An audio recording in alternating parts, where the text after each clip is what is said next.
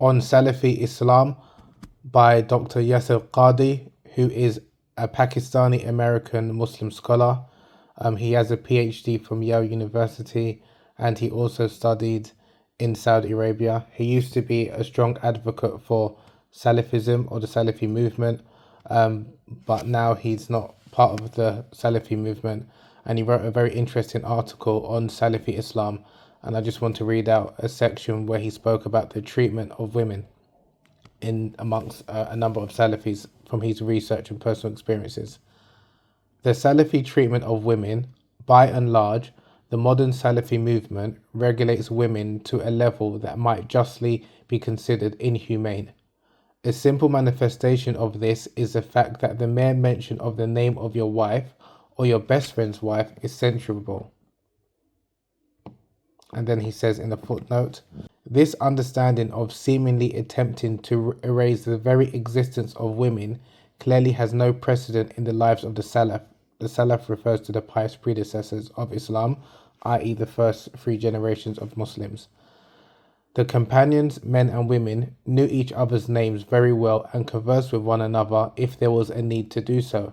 Again, this is not to deny the very real Islamic etiquette that direct interactions between the opposite genders should be minimal for a legitimate need and with proper decorum. But once again, as with theology, Salafis take a concept that might have some legitimacy and then pervert and distort it to an exaggerated level.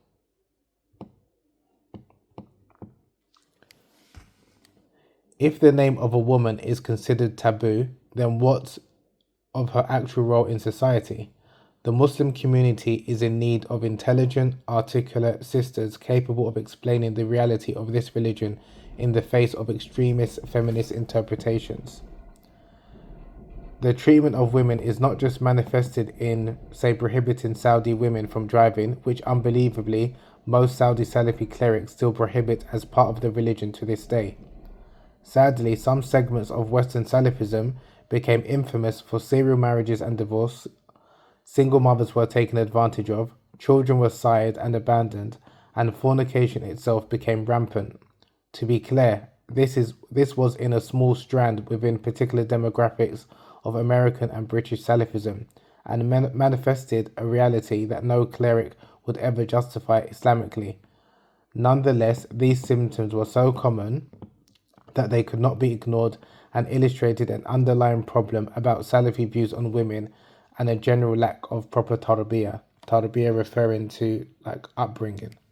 So this is an excerpt from Dr. Yasir Qadhi's his paper on Salafi Islam, where he talks about the Salafi movement, how it arose, and then he talks about some of the positive contributions of the Salafi trend or Salafi movement, and then he also does discuss some of the criticisms of the Salafi movement, which you could argue is quite an ultra-conservative interpretation of Islam, and there are some Salafis who follow a Muslim or one of the schools of thought, i.e. one of the madhabs, and there are some who claim to just follow the Quran and Sunnah according to their interpretation of hadiths, and this is a movement which arose in the 19th century, and is very popular amongst young Muslims or those who embrace Islam, but there are a number of problematic elements with this ultra-conservative movement.